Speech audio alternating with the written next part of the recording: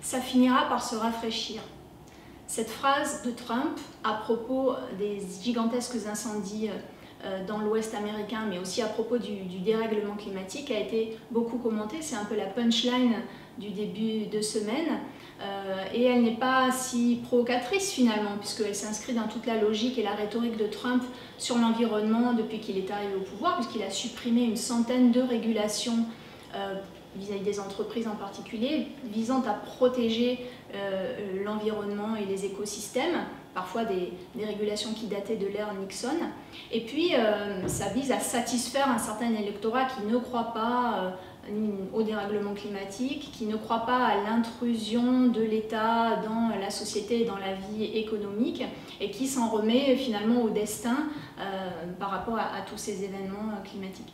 De son côté, Joe Biden, dans le Delaware, a tenu un discours assez fort le même jour pour qualifier notamment Trump de pyromane. Alors à entendre ici dans tous les sens du terme, c'est-à-dire quelqu'un qui souffle sur les braises des désordres sociaux, des clivages sociaux, économiques, genrés, raciaux, et qui finalement ne protège pas l'Amérique.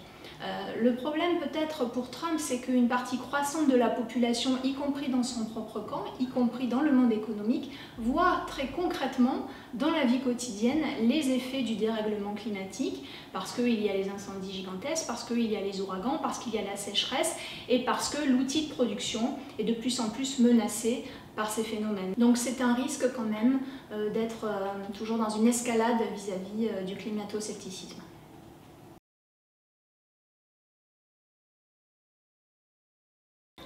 D'un côté, il y a le président candidat Donald Trump qui valorise la prise de risque dans sa campagne, et de l'autre, l'ancien vice-président Joe Biden qui vise plutôt la protection, la prudence, et donc ça donne deux campagnes complètement différentes, avec Trump qui recommence les meetings, c'est des mini-meetings, mais enfin il en a fait un dans le Nevada dans un espace fermé, et puis de l'autre Joe Biden qui, bien qu'il ait dit qu'il allait reprendre sa campagne sur le terrain, eh bien, est quand même assez absent de ce terrain-là. Il va peu au contact des gens, il ne fait évidemment pas de meeting, il fait des conférences de presse, des discours, mais il y en a un qui occupe le terrain et l'autre moins.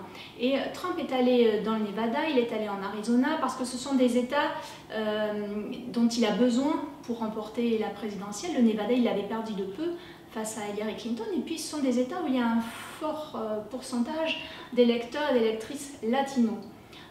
Et chez les latinos, et en particulier en Floride, puisqu'on a des enquêtes d'opinion, eh bien Biden et Trump font jeu égal dans cette population qui ne vote pas majoritairement démocrate, contrairement aux Noirs par exemple.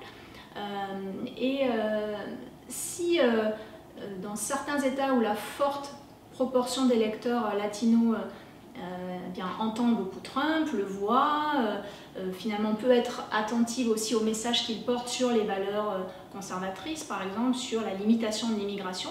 Paradoxalement, ça peut séduire une partie de la population latino qui a peur des nouveaux immigrés. Eh bien, ça peut faire la différence, et la Floride en particulier sera regardée de près sur ce sujet. Et concernant la pandémie, eh bien, il y a quand même toujours Trump qui veut la conjurer, qui à un certain moment défendait le masque, qui maintenant se moque du masque, et donc elle continue cette pandémie de Covid-19 de configurer une campagne dans laquelle il y en a un qui est très prudent, sans doute trop, et l'autre qui prend beaucoup de risques mais qui occupe l'espace médiatique.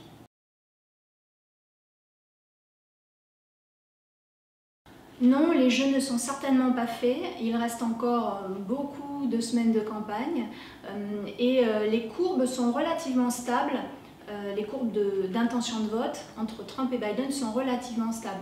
Biden avait pris un certain avantage après les manifestations suivant la mort de George Floyd, mais les intentions de vote sont un petit peu tassées, elles restent supérieures à celles de Trump au niveau national, depuis cet été. Et si aujourd'hui les candidats l'emportaient dans les différents États où ils sont en tête, eh bien Biden l'emporterait largement, mais évidemment rien n'est fait. On sait qu'il peut y avoir des retournements de situation et surtout que ça peut se jouer à très peu dans une poignée d'États.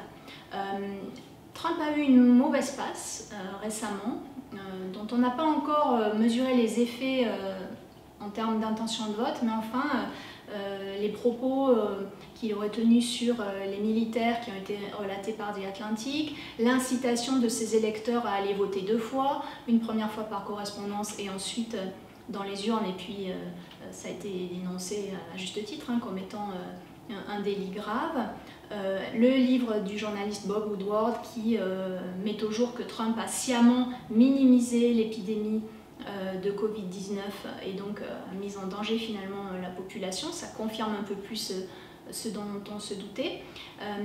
Donc il a eu cette mauvaise passe et pour faire diversion, il a essayé d'attirer l'attention sur certains succès diplomatiques en particulier. La normalisation des relations entre Israël et le Bahreïn, après avoir contribué à normaliser les relations entre Israël et les Émirats arabes unis, il annonce le retrait progressif des troupes militaires en Irak et peut-être aussi en Afghanistan. Donc il essaie de faire en sorte que l'agenda médiatique se détourne des sujets qui lui ont occasionné un bad buzz. Mais il a quand même encore des fragilités.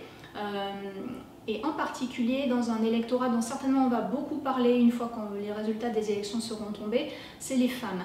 Les femmes, je parle évidemment du côté conservateur, chez les conservatrices, un électorat républicain traditionnel.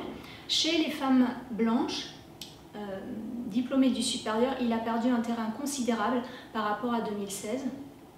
Et on avait déjà ces éléments-là avec les élections de mi-mandat de 2018 où les scores ont été catastrophiques pour lui, mais il perd aussi du terrain tout en restant majoritaire relativement, mais il perd aussi du terrain chez les femmes blanches non diplômées du supérieur qui sont pourtant un socle électoral assez solide chez Trump. Donc la question qu'on peut se poser et qui moi m'intéresse tout particulièrement, c'est est-ce que l'électorat féminin va faire perdre Trump le 3 novembre prochain, et ça c'est un sujet dont on reparlera sans doute.